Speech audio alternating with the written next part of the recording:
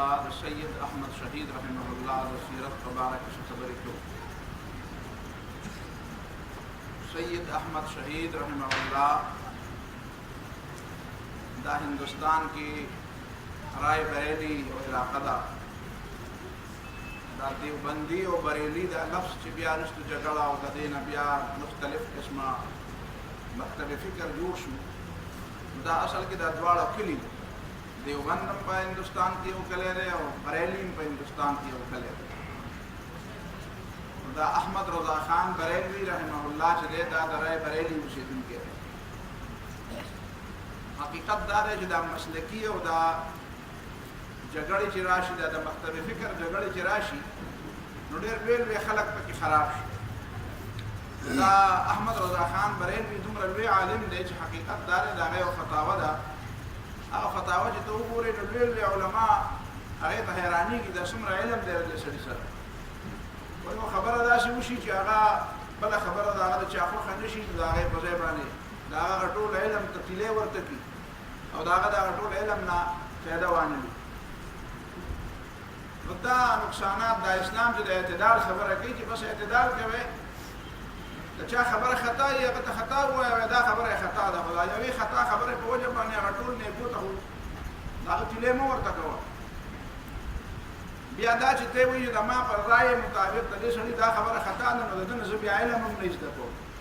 नबी खलक दे फतावे ना इल्म हम नहीं दकी हकीकत खुदा ले पाए गरे इल्म ले आज पे यो हदीस बाने बहस कई मुताबिक पफाने ज़माने मुहद्दिसीन रायात जब पफाने दरवेल में मुहद्दिसीन आईनी और हाफिज इब्न हजर और दाखलत जिसंग पर हदीस बाने पसंद अंदाज के बहस की मुदेन दावा से पर हदीस माने बदा से अंदाज के बहस की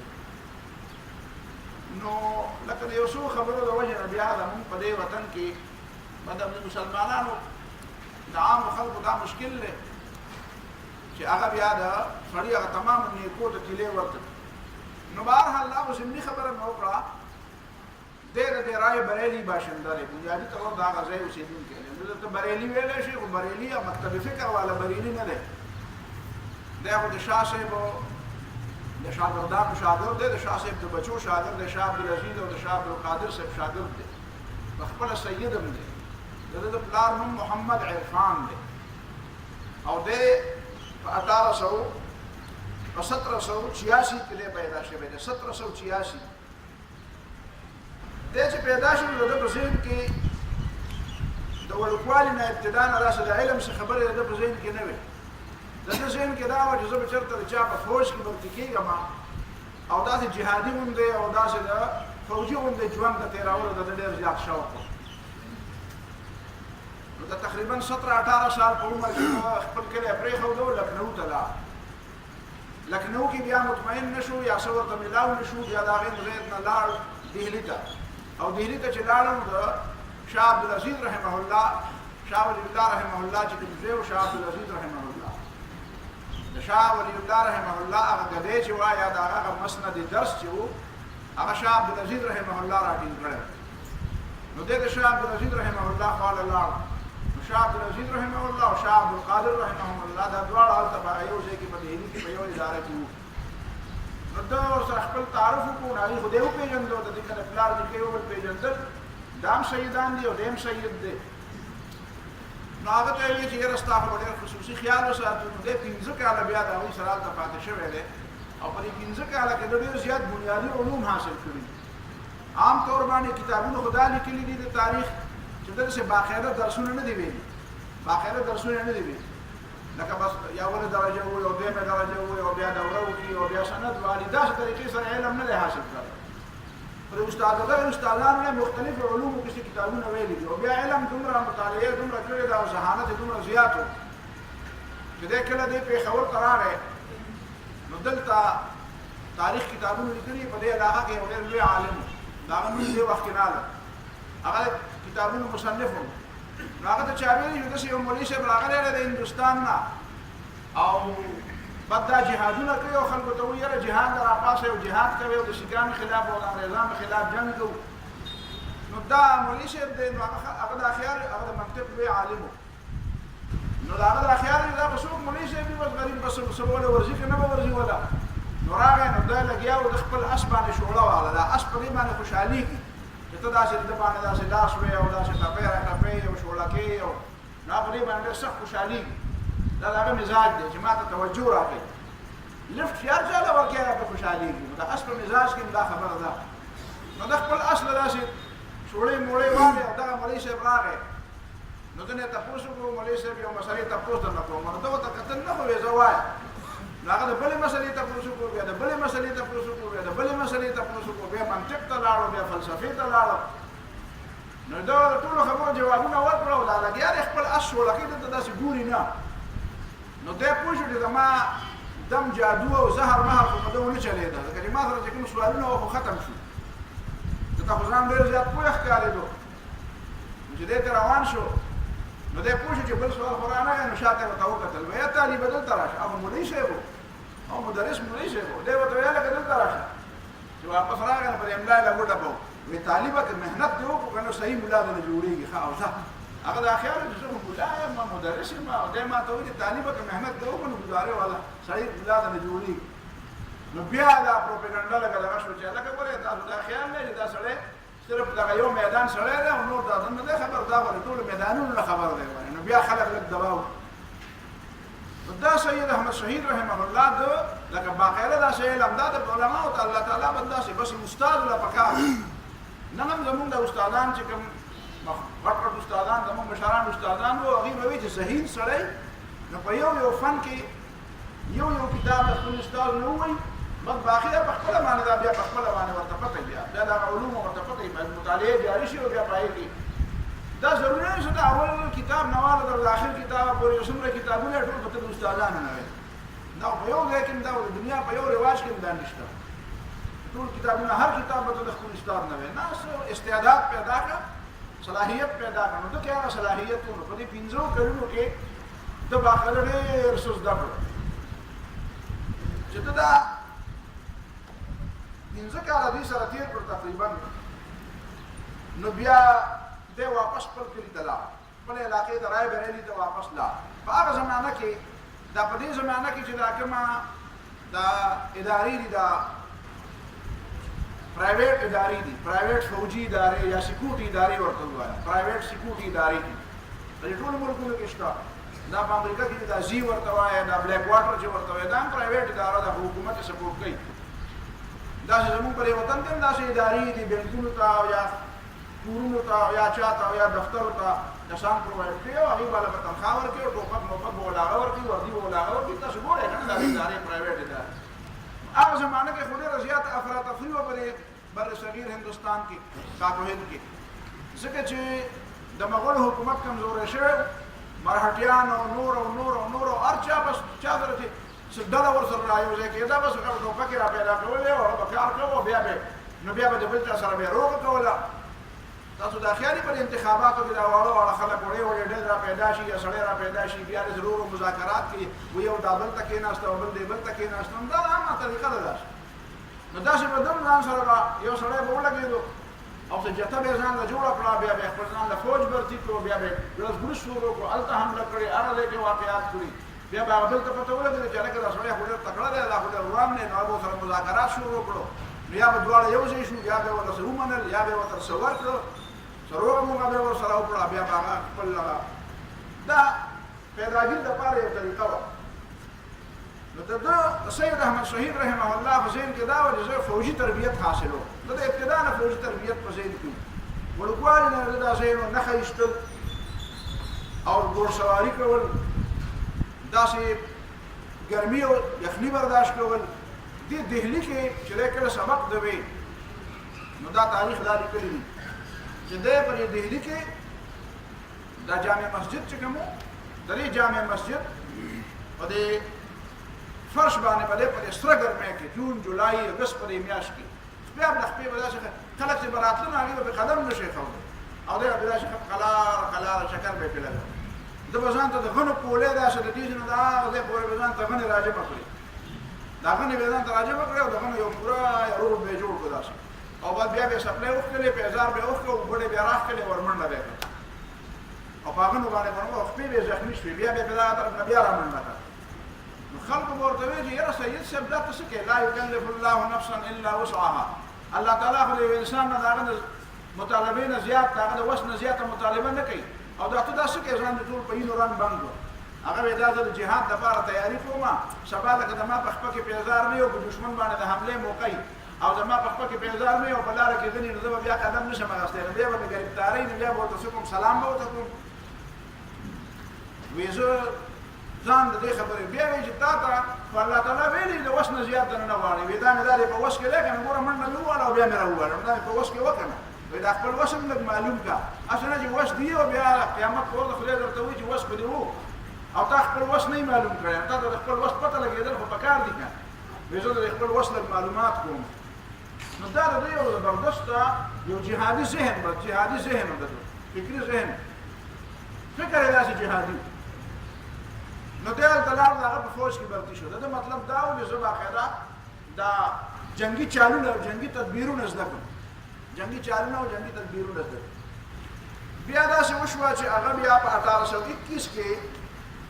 دا ولګي دا امیر خان نوم دغه سړي دا کوم فوج کې دی برتی شو هغه د انګريزانو سره مصالحت د انګريزانو سره مصالحت کو دغه الته دا کوشش مو دغه خپل فوجي تربیت هم حاصلو او دا کوشش مو چې الته دغه په فوجیانو کې مجاهدین را پیدا کړي خپل میشن هم چلا دا کوم کسان مو الته زیاته پیسو لپاره تاسو ما خلک برتی کېدو نو دا هغه د دماغ کې دا خبره کوله چې خیر دې پیسې خاصم تاسو ته ملاويږي تنخواه مرته ملاويږي خدا شي چلو کوي چې دا پیسې خو تاسو ملاويږي خدا شي چلو کوي چې لکه جهاد د تربیت نشته کې د جهاد د فکر هم برابر کې او دا خپل کوشش او دا شی چې دا د تنخواه لپاره ما بلکې د خپل دین د غلبې لپاره د نیت برابر کې بهرحال دا اندازه وړي دا فوج چې دا تقریبا 6,000 قوشا فوج 6,000 کسان وې دا خلک به ټول په سمه لاره راړو او دا به خپلومه خو په خدا و چې هغه امیر خان ولګي دا هغه د انګريزانو سره روغه وکړه او چې روغه وکړه ماګې نه به سمراعات غشتي او خلکو ته وی چې بس هغه نور تنخواګان نشته او دې څه کوي نو بیا هغه فوج ډیزال شو او تحلیل شو د هغه نه بعد بیا راغی د خپل استادانو فعلا د شاه اسماعیل شهید او د شاه عبدالقادر صاحب او د شاه عبدالعزیز صاحب فعلا بیا د چې بیا راغی دهلی ته نو بیا شاه عبدالقادر صاحب کو وفات شو او دا شاه عبدالعزیز صاحب ژوندی د بیا هلته پاتې شو هلته د بیا د جهاد دا فکر عام کول شروع کړو د خپل استادانو سره صلاح وکړو د جهاد دا فکر عام کوم کومه خبره د شاه ولی الله رحمه الله په ذهن کې وه چې زه عملي جهاد کوم په دې وطن کې نو هغه خبره خو هغه ونه کړی شو او زه دا غواړم چې دا کار زه مخې ته بوځم د ده سره بیا دوه علما د شاه ولی الله رحمه الله د خاندان دوه علما د ده سره ملګري شو یو د شاه عبدالغني صاحب شوی هغه شاه اسماعیل شهید رحمه الله او بل شاه عبدالحی صاحب دا دواړه د ده سره ملګري شو دا ډېر لوی علما وو حقیقت دا ډېر لوی علما او دا د ده سره ملګري شو او د په لاس باندې بیعت د بیا یو طوفاني دوره د ټول هندوستان کړه هغه بنګال پورې او د ټول علاقو پورې یو طوفاني دوره وکړه او د جهاد سبق او د جهاد دا خبره عامه کړه خلکو ته او خلکو ته د جهاد درسونه کول او ویل چې ما سره ملګرتیا وکړي زه جهاد شروع کوم د سیکانو خلاف هم جهاد شروع کوم د هندوانو خلاف او د انګریزانو خلاف په دې بر صغیر کې د بر صغیر مکمل آزادون نو ډېرو خلکو بیا د سره ملګرتیا وکړه بیا د راغی د سوچ شروع کو چې داسې چل کوو چې دا علاقه کومه یو علاقه ځان له منتخب کړو چې د کوم ځای نه به دا جهاد شروع کړو کوم ځای کې د خپل بیس کیمپ به کوم ځای جوړو نو په ټول هندوستان کې د فکر په دې صوبه سرحد باندې راغی چې دا صوبه سرحد چې دی دلته دا پښتانه دا د جهاد ډېر زیات دلداده دي دا ډېر مضبوط خلک دی دا سخته برداشت کوي دا وفادار خلک دی دې په ذهن کې د اسلام او د ایمان او د هر څه د قربانۍ لپاره یو جذبه ده د ټولو علاقو په ځای باندې د علاقه پخ شو نو دی دا سره روان شو د هندوستان نه سند ته راغی د سند نه بلوچستان ته لاړ د بلوچستان نه قندهار ته لاړ د قندهار نه کابل ته لاړ د کابل نه واپس راغی او دلته پېښور ته د پېښور نه بیا داسې نو د خپل ځای نه هغه علاقې نه د سره تقریبا چې څومره کسان راغلي بعضې خلکو زیاتو تعداد ویلی دی 5,000 او 6,000 او 7,000 تعداد ویلی دی نو صحیح خبره دا ده چې د سره زیات 1,000 فروشا 1,500 کسان د سره 1,500 کسان د سره په دې کې سم مقامي خلک او صدا خبر صغیر مختلفو علاقونه چې کوم د سره مرګري شي دا کسان ورسره ده په دې مېز کې د دینه مخکې د یو ورکار بل کړي دغه راتونه مخکې د یو بل کار په سمره د شاه ولی الله رحمه الله په زمانہ کې دا پروپاګاندا به کېدا دا چې د په زمانہ کې پروپاګاندا کېدا چې حج دې د دې فرضیت ساقط شوه د حج فرضیت ساقط شوه ولی وایي چې په دې بار دغه سمندر کې چې تاسو نو بحري قزاقان دي دا چې کوم بحري ډاکوان دا ډاکوان نو ډېر زیات خطر ده ولې لار باندې چې تاسو قافلې نو تلې کېږي نو لهدا د جان حفاظت لازم ده او ظاهر خبره ده چې ستا جان محفوظ نه او ستا مال او عزت او ستا جسم محفوظ نه ته څنګه چې دغه کې حج وکړي لهدا حج ډېر مولیان دا فتوا ورکړې وه چې د حج فرضیت ختم شوی دی بس د حج په چا باندې فرض نه دی دا علماء کنه دا زمانه نو شاه سید احمد شهید صاحب رحمه الله ټول اول دا اعلان وکړ دا کوم مرګري چې ما سره دي وې دا مرګري به اول ټول مخکې حج وشو دا دنیا ته وخایو چې حج فرضیت ساقط شوی نه دی او دا دنیا ته وخایو چې او حج کېدی شي نو دې لاو خلکو سره چې کوم مرګري د سره و دی ډېر لوی ډله او ډېر لوی جټېر ځان سره جوړ کړه او لاړو دوه کاله الته تیر دا دوه کال نه پس چې واپس کړه راغی دا حاجی صاحب چې دا نوم ډېر زیات مشهور دی کنه دا نن سلام دا خلک په دې باندې ډېر زیات تفسیر کوي ویل الک حج فرض دی منځم فرض دی نو چې زمونږ ځل زمونږ خلک راته نمازي صاحب نه وي او چې زکات ورکوم نو خلک راته زکاتی صاحب نه وي او چې هر لاړ شم نو دا پرېری ده دا غفل او دا استقبال دی او دا رااله او دا لاړو څه دا ریاکاری خشه نه دی ریاکاری هونه ده پکا خو د دې او پس منظر هم دی هغه پس منظر دا نه چې په کومه زمانہ کې دی د بر صغیر بعض علما او ټول علما خو نه کنه چې کله داسې خبره کوم دا غي مطلب دا نه چې ټول علما داسې ټول علما خو داسې نه په علما او چې خلک داسې شایس مصلحین او شایس مفسدین او علما سو علما حق په هغه زمانہ کې کنه خبي او بدل بعض کې خو بدل هغه زمانہ کې کوم خلک دا فتوا ورکړي و نو هغه مطلب دا ډېر ګران کار دی د خلکو ته به وی ګوره دا د یاري کار دی دا خو داسې نه لکه چې مرګ لا بالکل غاړه ورکول د مرګ سره ډغرې وایي نو چې کوم سړی به حج ته لاړ او بیا به واپس راغی نو هر چا به ویل که دا حاجي صاحب دی نو حاجي معنا دا دی دا ګوره ډېر زړور دی دا خو د اسلام دپاره او د دین دپاره د خدای دپاره د سر په تلي کې ایښودی دی دا ګوره یاري مرې واړه سړی دی ته وګوره دومره زړور دی دومره بهادر دی پیسې ولګولې سر یې په تلي کې کېښودو قرباني ورکړه نو دا د حاجي دا نوم چې دی دا په دې وجه باندې ډېر زیات دا عزت نوم شو چې یاره دا سړی په ټولو خلکو کې داسې دی چې دا نور خلک دومره جرأت نشي کولی او دې سړي دومره جرأت وکړو چې دې خطرناک حالاتو کې دننه د صرف د الله د رضا دپاره او صرف د بیت الله د حج دپاره او د طواف دپاره او د الله د حکم د پوره کولو دپاره د دومره ډېره لویه قرباني وکړه او د سر نه پسې تېر شو نو د دې وجې نه دا به ډېرو خلکو ته ډېر زیات عجیبه ښکارېده او ډېر عزتمند سړی به ښکارېده خلکو تر اوسه پورې ما تصور روان دی هغه بنیاد باندې دی یا نه دی خو هغه تصور را روان دی چې یاره حاجي سړی ډېر غټ سړی نو دوی دا ولګېده ځان سره دا ټول ملګري بوتله او هلته بیا د علماو سره باقاعده استفادې او فایدې استفادې هم کړي دي هلته حرمین کې پاتې شوی دی بیا واپس چې راغی نو بیا د جهاد دا خبره او بیا دې طرفونو ته راغی د ده بنیادي مقاصد څه وو د ده بنیادي مقاصد دا وو چې د اسلامي خلافت باقاعده احیا وشي د ده په ذهن کې د خلافت او د ملوکیت په منځ کې د دې فرق بهترین یو تصور د ده په ذهن کې پروت شاه ولی الله رحمه الله چې کوم کتاب لیکلی دی ازالة الخفاء عن خلافة الخلفاء دې کتاب کې بنیادي طور باندې شاه ولی الله رحمه الله چې کومه فلسفه څېړلې ده هغه فلسفه دا ده چې د اسلام طریقه د حکومت چې کوم دی هغه خلافت دی صحابه کرامو خلفای راشدین چې کړي دي دا خلافت دا د پیغمبر علیه الصلوة والسلام تعلیمات د هغې نه بعد چې خبره بیا ملوکیت ته لاړه نو دا د ملوکیت طریقه د اسلام طریقه نه وه په دې باندې د شاه ولی الله رحمه الله ډېر پرې بحث کړی خو چونکې شاه ولی الله خو ډېر لوی سړی دی نو هغه په دې بحث باندې خلک یا پوهېږي نه یا یې کتلی نه دی او یا دا دی چې جرأت نشي کولی چې په هغه باندې رد وکړي چې هلکه تا دا د خلافت او د ملوکیت دا خبره ولې وکړه نو چې کله مولانا مودودي رحمت الله علیه د خلافت او د ملوکیت خبره وکړه نو بیا هر چا د توپو مخ چې دی مولانا ته راواړو حالانکه مولانا او د شاه ولی الله رحمه الله د کلام په منځ کې سریمو د 19-20 فرق نشته. خو دا ضرورت د دې خبره چې خلک دا دواړه مطالعه وکړي، دا دواړه کتابونه وګوري، خلافت ملوکیت هم وګوري او ازالة الخفا هم وګوري. بیا ورته پته ولګي چې اوهو مولانا چې کومه خبره کړې ده ابو شاه ولي الله رحمه الله هم دا خبره کړې ده. بهرحال د دې خبرې باندې دا خو د سید احمد شهید رحمت الله علیه په ذهن کې خو ناسته وه. شاه ولي الله صاحب د دې ټولو مسلو جرړه اسلامي خلافت ګڼي چې مسلې ځکه را پیدا شوې چې اسلامي خلافت ختم شو او اوس به مسلې حل کېږي ځکه هله به حل کېږي چې اسلامي خلافت قایم شي. نو اولنۍ خبره د ده په دماغو کې دا وه چې زه به دلته یو اسلامي خلافت قایم وم. د دې وجې نه چې د کوم تحریرات دي د ده په سیرت باندې بهترین چې کوم خلکو کتابونه لیکلي دي نو په هغې کې 2 کتابونه ډېر بهترین دي.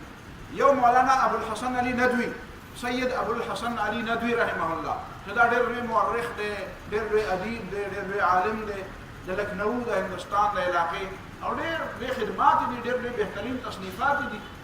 نو د سیرت سید احمد شهید رحمه الله چې لیکلی دی نو هغه وګوره، سیرت سید احمد شهید د سید ابوالحسن علي ندوي. او بل چې دی د سیرت سید احمد شهید د مولانا غلام رسول مهر. مولانا غلام رسول مهر هم ډېر بهترین مورخ هم دی، ډېر بهترین ادیب هم دی او بهترین فکري سړی دی. نو د دې دوو کسانو دا تصنیفات چې ته وګورې نو تا ته بیا پته ولګي چې سید احمد شهید رحمت الله علیه څوک او د څه ډول د مقاصد څه وو. دلته خو په نیمه ګنټه 3 ساعت کې دومره خبره نه بیانېږي، زه خو صرف هغه د تعارف د هدف پورې خبره کومه، باقي ته به تفصیلات چې ګورې نو د هغې په کتابونو کې ګورې. نو د اولنی بنیادي مقصد هغه د اسلامي خلافت احیا. د په خپلو خطونو کې ځای په ځای د خلکو ته لیکلي دي. ته چې کوم دلته رنجیت سنګ ته کوم خط لیکلی دی، رنجیت سنګ او د ده په منځ کې د خط سوال او جواب هم شوی دی، باقاعده مکاتبه هم شوې ده، مخاطبه هم شوې ده. هغه ورته ویلي یاره ته څه غواړې او تا له به زه درکړم څه او ته به زما له طرف نه د دې علاقې او د پېښور او د دې نوښار او د دې علاقو د اټک نه دې پورې د دې علاقو پورې او د حضرو او دې علاقو پورې به ته زما دغه شی ده نایب به شي. او خیر دی به ته هندوستان نه راغلی اوس مشري به غواړې، مشري به زه درکړم. ده بیا هغه ته ډېر سخت خط لیکلی دی، ورته ته خبرې ته به د چا نوکر او مزدور وایې، زه د چا نوکر او مزدور نه یم. تا ته به چا ویلی چې جنګ وکړه، ما ته خدای ویلي دي، ما ته پیغمبر علیه صلات وسلام دا سنت پرېښودي دي. زما په ذهن کې یو ډېر لوی مقصد دی، ته د هغه مقصد نه خبر هم نه یې. نو دا د اسلامي نظام او د اسلامي خلافت دا خبره دا تصور چې دی دا د ده په دماغو کې راسخ و او د دې دپاره کار و. دویمه د ده بنیادي خبره دا وه چې ده د دې ملک نه ډېر رسمونه، رواجونه او ډېرې غلطۍ او ډېر خرابۍ وې په دې وطن کې. هغه خرابو د لرې کولو. دې وجې نه څوک به د ده مرید شو، نو د په لاس به بیعت وکړو، نو ده به ورته ډېرې زیاتې خبرې کولې، ده به ډېرې زیاتې پابندۍ لګولې، دا کار به نه کوې، دا کار به نه کوې، دا کار به نه کوې. لکه زمونږ په دې وطن کې دا بعضې 2-3 خبرې ډېرې زیاتې وې. یو خبره دا وه چې یو ښځه به کونډه شوه، کونډه به شوه، نو هغه به دې واده کوله، نه بس هغه به ناسته وه په کور کې، وایي چې دې په واده باندې پابندي ده. بعضې خلکو به د میراث دپاره خپله خور خپله لور دا به یې کېنوله چې دا چاله نه ورکوم، ځکه چې بیا به دا چې لاړه شي بیا به زما نه سباله په ځمکه باندې دعوه به کوي، ځمکه به رانه غواړي، میراث کې به رانه حصه غواړي، دا پابندۍ لګولې. بعضې نورې داسې ډېرې خبرې داسې وې چې هغه په دې وطن کې ډېرې زیات. نو د ده چې به څوک مرید شو نو ده به ورته باقاعده دا وې چې باچا ته به داسې چل کې چې ته به دا رسمونه رواجونه د خپل کور نه به ختمې، ستا په حلقه اثر کې چې څومره خبرې، ستا په اختیاراتو کې چې څومره دي، ستا په خپل کور کې به دا اصلاح کې. نو د دې رسومو، د دې رواجونو، د دې غلطو خبرو د هندوانو ډېرې زیاتې طریقې په دې وطن کې راغلې وې. د هندوانو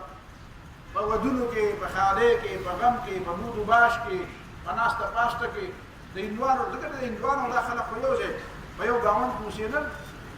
چې په یو ګاونډ کې اوسېدل نو د خپل اثرات په هندوانو باندې نه واچولې، خو د هندوانو اثرات په دې خلکو قبلول.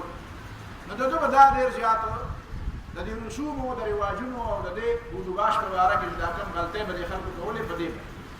او درېیم د ده ډېر لوی چې کومه منصوبه وه هغه دا وه چې د جهاد فی سبیل الله دا خبره را تازه کړه. جهاد فی سبیل الله دا هر چا په دماغو کې د جهاد دا خبره ور واچوه، د جهاد دا خبره ور واچوه. حتی کې ده به دا خبره هم کوله، وایي چې تاسو خو وایئ چې د رسول الله صلی الله علیه وسلم کار دعوت دی، نو دعوت کار خو زه هم کومه، وایي زه خو داعي یم دا دی، د هندوستان ټول هندوستان کې مې د دعوت کار وچلو، اوس هم لګیا یم، دعوتونه تقریرونه هم کوم، درسونه هم کوم، لیکل هم کوم. خو وایي چې زه وایم چې دعوت رسول الله صلی الله علیه وسلم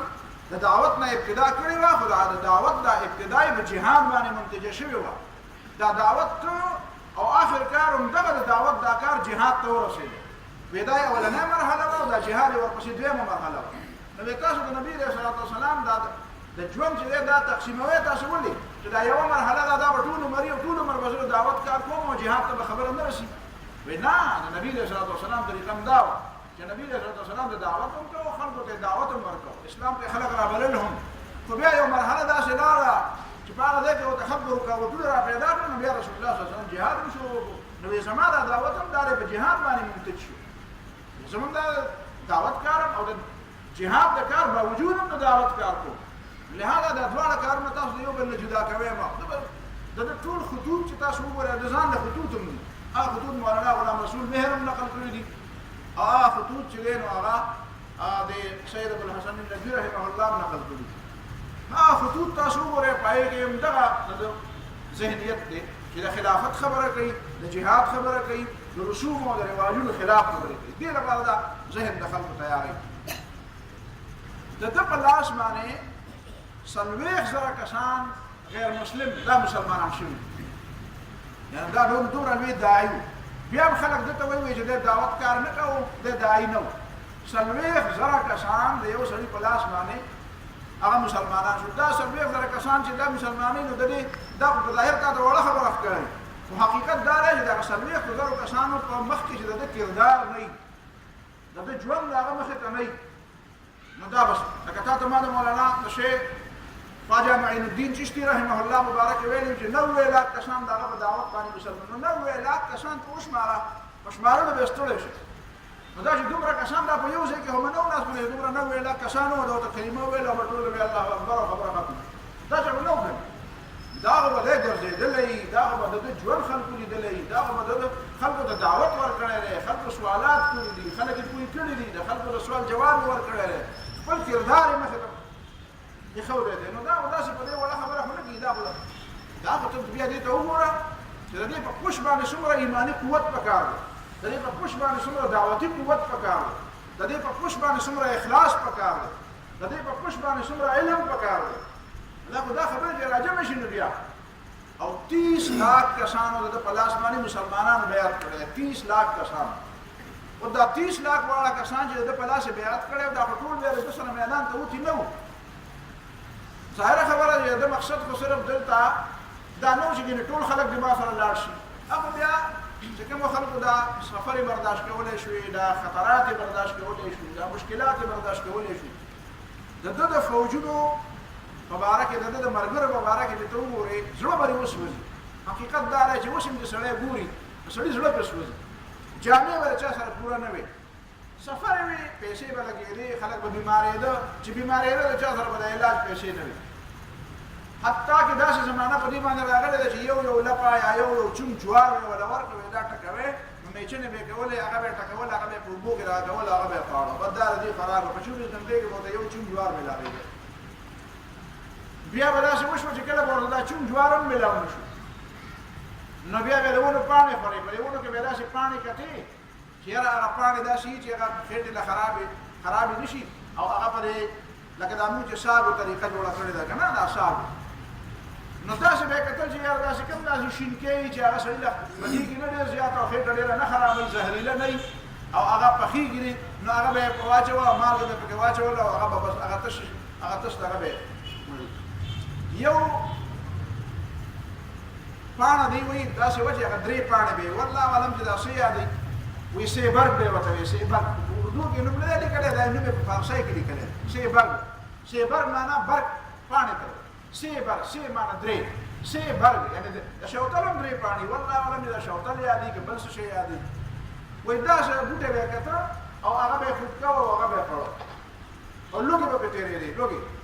پوره خلکو سره اسلحې هم نه وې پوره خلکو سره چې کوم دی دا سورلی هم ورسره نه وې پیاده به تلو اسلحې هم ټولو سره پوره نه وې او د دې سیرت چې ته وګورې نو بیا به درته دوباره بیا ووایم چې بیا د مولانا مودودي رحمه الله تجدید و احیاء دین وګوره چې یو 4-5 پاڼې پرې لیکلي دي خو سړی وایي چې داسې پرې خوب کې والوتې او د سید احمد شهید رحمت الله علیه پرې فوج کې شامل شو مولانا چې کومه خبره کړې ده هغه به یې خلاصه دا نقل کړې ده وې د صحابه کرامو نه بعد په ټول بر صغیر په ټول تاریخ کې ماته د سید احمد شهید رحمت الله علیه باندې مجاهدین په دنیا کې په نظر نه راځي وی بالکل تبه چې دا زمانه تللی ده او د دې خلکو دا دور بالکل د صحابه او دور سره داسې ملاو ده تبه دا صحابه او باقیات چې د دې هغه د رهبان الليل او فرسان النهار چې د شپې په ولاړو په مصلی باندې او الله تعالی ته جوړل او عبادتونه به کول او د ورځې په اس په شام باندې سوارو نو تا باندې وی چې دا هغه بیګانی خلک او چې شپه بشو او تهجدونه به کول نو تا باندې وی چې دا هغه د ورځې هغه خلک دي دا چې د دې اخلاص نه ډک دا چې د اطاعت نظم نه ډک دا چې په الله باندې ځان خرڅون کې خلک دا چې د دنیا نه بے رغبت خلک دا چې د دنیا نه بے نفس خلک دا هغه د نفس یعنی یو ځل شاه اسماعیل شهید رحمت الله علیه چې په عمر کې دی مرید دی شاګرد دی فوجي دی هغه امیر دی یو ځل دغه ته وایي شاه اسماعیل شهید رحمت الله علیه د سید احمد شهید رحمت الله علیه ته وایي وای دا چې چلو کړي دا خپل راواله او زما په جسم زما په سینې کې دا وای دا ولې وای دا څنګه چې ته زما امیر ته ونه دې مې نفسه ته زما امیر نو چې ته زما امیر نو که زمان استاد دې حکم په منلو کې څه کمې شوی نو زه به دا وایم چې یاره کم از کم ما دا یو قسم نه ما د هغې جبیره او د هغې ما پټۍ وکړه کفاره مې ورکړه دونه بې نفسه خلک دونه بې نفسه خلک چې خبره به هغه وکړه بس آمنا وصدقنا هغې کې بیا دا نه و لکه دا زمونږ په ځای کې چې سړی به خبره وکړي او بیا به هر سړی به راته وایي یاره زما پکې دا مطلب دی زما پکې دا تجویز دی چا سره چې په خوله کې ژبه وي نو هغه تجویزونه ورکوي دا ډېر زیات بې نفسه خلک دا ډېر زیات پاک خلک دا داسې و لکه ته وایې د صحابه کرامو بقایا صحابه ونه لکه چې پاتې شوي وو دا خلک دا هغه جهادي تربیت دا د هغه سید احمد شهید رحمت الله علیه هغه بېلوسه هغه علم د هغه اخلاص چې داسې و چې د مرګ نه یره د آخرت مبارک نه داسې هېڅ شی د ده په ذهن کې دا نه و چې د دنیا بچي پاتې چا د بچو تذکره نه ده کړې د سید احمد شهید رحمت الله علیه په ټول تاریخ کې وګوره دا ټول ملګري ټولو خلکو د بچي پاتې شوي دي ښځې رونه عزیزان ترونه تربوران علاقه وطن چا ته خپل وطن خوږ نه وي چا ته خپله علاقه چا ته خپل مور او پلار او ورونه خویندې خواږه نه وي دوی پروا یې نه ده ساتلې دا د دوی هغه بنیادي دی چې دا د سرحد انتخاب کړی و نو د هغې تاسو ته ما وجه وویله اولنی دا چې دوی دلته د پېښور ته راغلل پېښور باندې قبضه ولګوله د پېښور بعضې خانان داسې خلک اگر چې دې خلکو بیا د هغه سره بېوفایي هم کړې ده بېوفایي خلکو کړې او دی د دې خلکو د بېوفایۍ د وجې نه بیا خفه شوی هم دی په بهرحال ملګري هم پکې وو داسې هم پکې وو چې وفادار وو داسې هم پکې وو چې بېوفا وو نو دې پېښور نه چې دی روان شو نو د ټولو نه اول معرکه چې کومه ده اولنی جنګ هغه د پېښور نه بعد پاکوړي کې شوی دی دا اکوړه خټک چې دی په دې کې اولنی جنګ د سیکانو خلاف شوی دا د رنجیت سنګ د فوجونو سره دا جنګ شوی هلته چې کوم جنګ وشو نو په هغه جنګ کې د ټولو نه اولنی ابتدا دوی کړې وه دوی داسې چل کړی و چې د هغې په فوج باندې د شپې حمله کړې وه د شپې حمله پې کړې او د هغې حملې مطلب صرف هغوی ته دا خبر ښودلو چې ګورئ مونږ داسې ویده نه یو ورنه د ده عامه طریقه دا وه د شاه اسماعیل شهید د شاه سید احمد شهید او د شاه اسماعیل شهید رحمه الله طریقه دا وه چې څنګه چې رسول الله صلی الله علیه وسلم په یو علاقه باندې حمله کوله نو هغې ته به یې د دریو خبرو اعلان وکړو اول بیا ورته وایي چې مسلمانان شئ بیا چې مسلمانېږئ نو بیا به ورته وایي چې زه مسلمانېږم ما خو زموږ حکومت ومنئ جزیه راکړئ ټکس راکړئ د دې معنا دا نه چې پیسې راکړئ پیسو دپاره نه جنګېږي مطلب دا دی په دې جزیه راکولو مطلب دا دی چې دا علاقه زمونږ په دې وطن کې او زمونږ په دې ملک کې او زمونږ په دې حکومت کې به شامله شي ستاسو دا علاقه تاسو به زمونږ رعایا شئ او اسلام خو د مسلمانانو د تحفظ خبره کوي نو ستاسو تحفظ به مونږ کوو د هغې په بدل کې به مونږ پیسې راکوئ دا جزیه چې کومه ده یو خراج دی یو جزیه ده په غیر مسلمو باندې دا دوه څیزونه دي څنګه چې په مسلمانانو باندې زکات دی زکات او عشر دی مسلمان به د پیسو نه زکات ورکوي د ځمکې د پیداوار نه به عشر ورکوي دا به حکومت له ورکوي غیر مسلم چې د مسلمانانو په وطن کې اوسېږي هغه به دا دوه څیزونه ورکوي یو به خراج ورکوي یو به جزیه ورکوي جزیه معنا دا ده چې زه به د خپل ذات په کال کې یوه درهم 10 درهمه یا 12 درهمه داسې معمولي 1 دینار یا 2 دیناره لکه په نن زمانه کې په کال کې فرض 1000 روپۍ شو یا 1000 نه کمې 1500 روپۍ شو دا په ټول کال کې دا یو علامتي غونډه کې جزیه به چې دا د مسلمانانو د وطن او د اسلام د امن څخه دا د مسلمانانو لپاره دی د مسلمانانو په وطن کې چې کوم امن دی دا د مسلمانانو لپاره دی زه چې د دینه غیر مسلم چې د دینه فایده اخلي نو دی به ورکوي نو دی به دا خراج دې ته وایي چې د کوم مال دی دولت دی د چې کوم ځمکې دي د چې کوم کاروبار دی نو په کاروبار باندې ورټیک شي نو هغه ورکوي نو خراج د کاروبار ورټیک شو او جزیه چې کومه ده دا د ذات ته تحفظ د پاره شو نو د شریعت او د اسلام طریقه دا دې طریقې مطابق به حضرت سید احمد شهید رحمت الله علیه هم داسې چل کو دمه مال ته فوجونه ته وی یا مسلمانان شي یا جزیه راکې زما پر وطن کې زما پر حکومت کې ځان شامل کړي ما به ټیکس راکوي زما د لاس لاندې بوشيږي او کدانې نه بیا جنگ ته تیار شي نو دا کار به وکړو بیا د اکوړي نه بعد اکوړي په دې جنگ کې هدي تا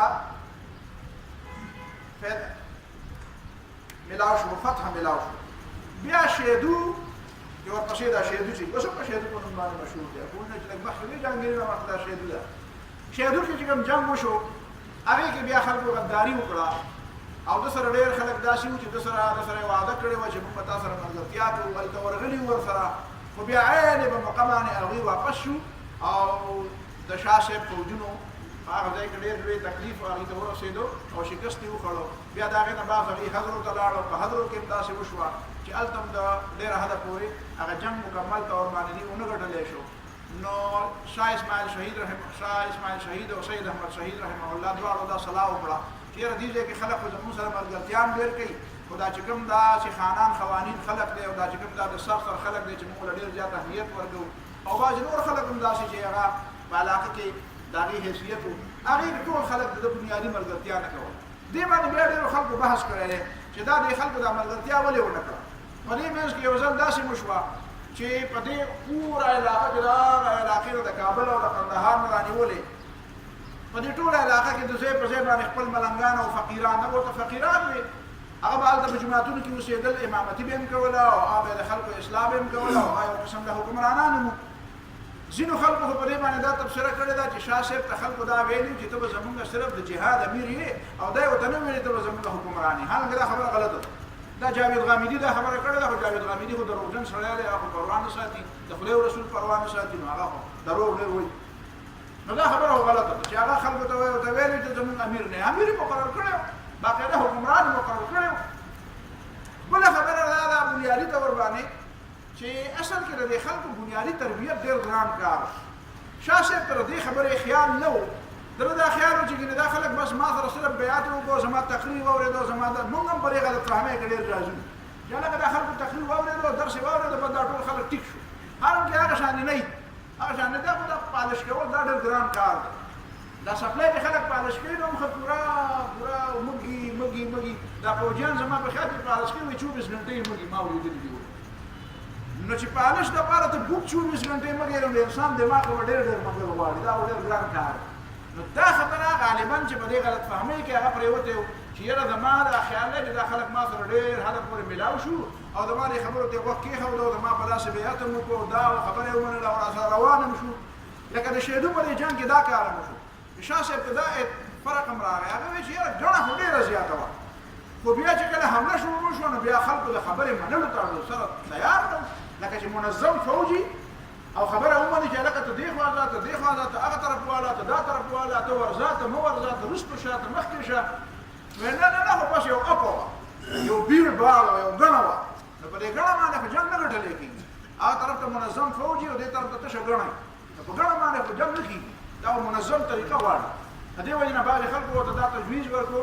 چې سید صاحب داسې وکړه چې دا رضاکاران دي بي خیر دی خو باقاعده فوج برتي کړه هغې د تربیت ورکړه هغې د تنخواګانې ورکړه نو بیا هغه ویل نه پیغمبر علیه السلام تنخواګانې چا نه دي ورکړي زه تنخواګانې نه ورکړم بنده بیا ساده خبره کوله وایي زه هغه طریقې سره کار کوم چې کومې طریقې سره پیغمبر علیه السلام کړی نبي علیه السلام تنخوادار فوج نه ساتلی زه هم تنخوادار فوج نه ساتم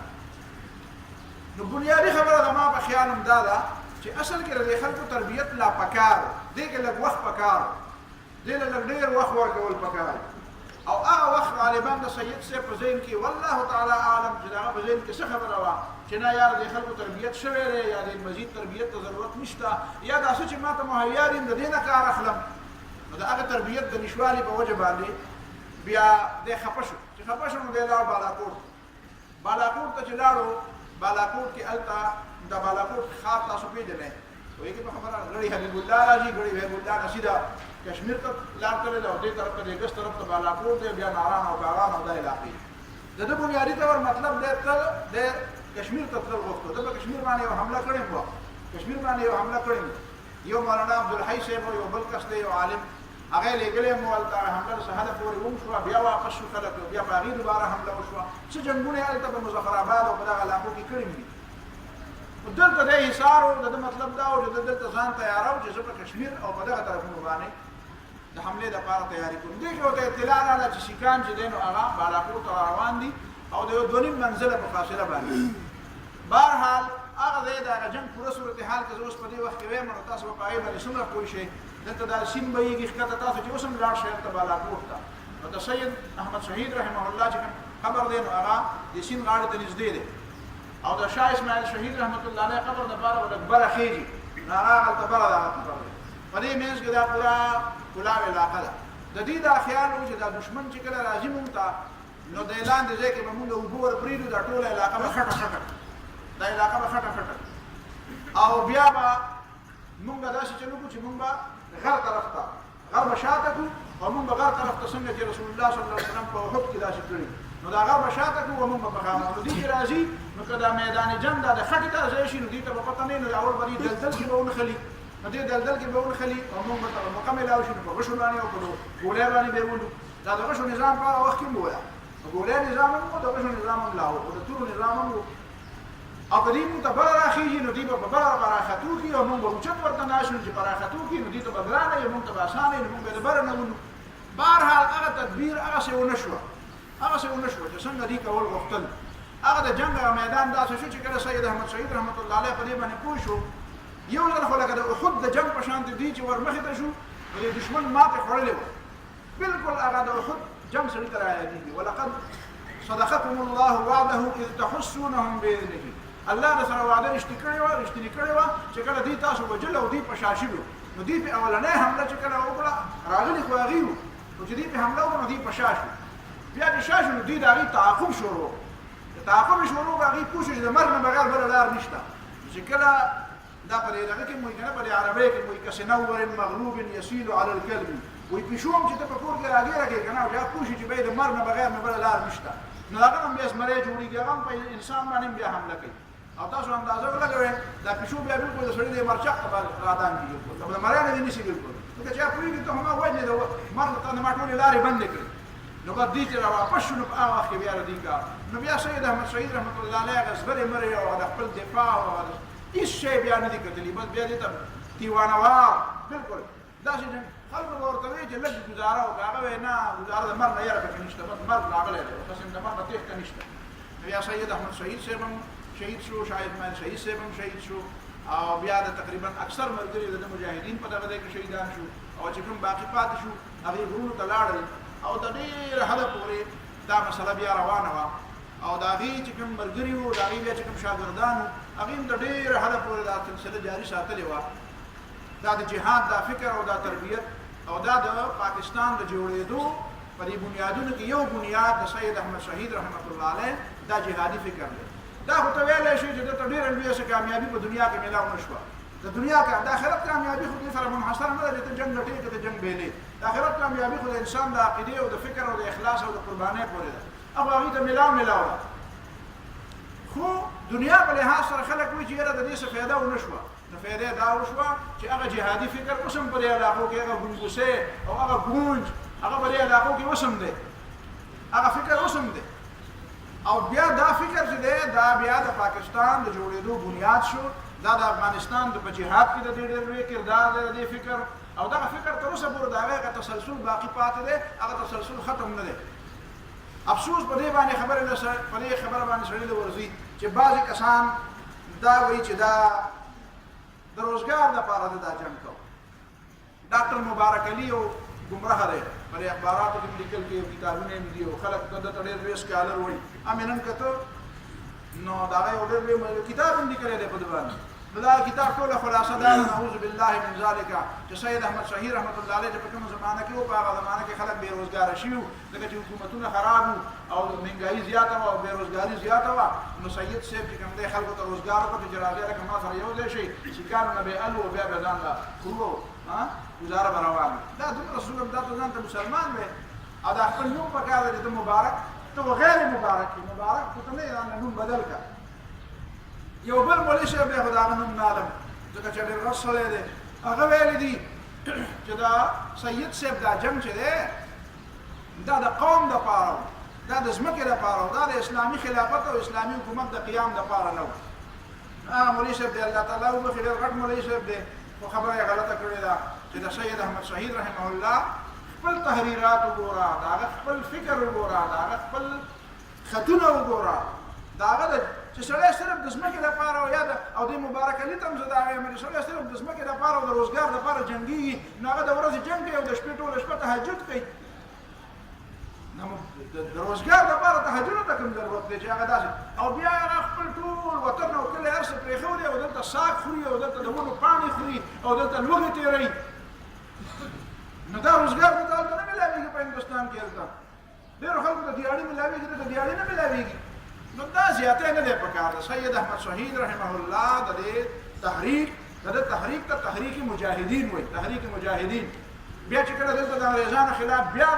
جهادونه د تورنزی حاجي صاحب په زمانه کې او په نورو زمانه کې مولانا محمد علي قصوري او دا نو هغه زمانه کې دا مجاهدین دا لفظ ډېر زیات عام و اوس هم دا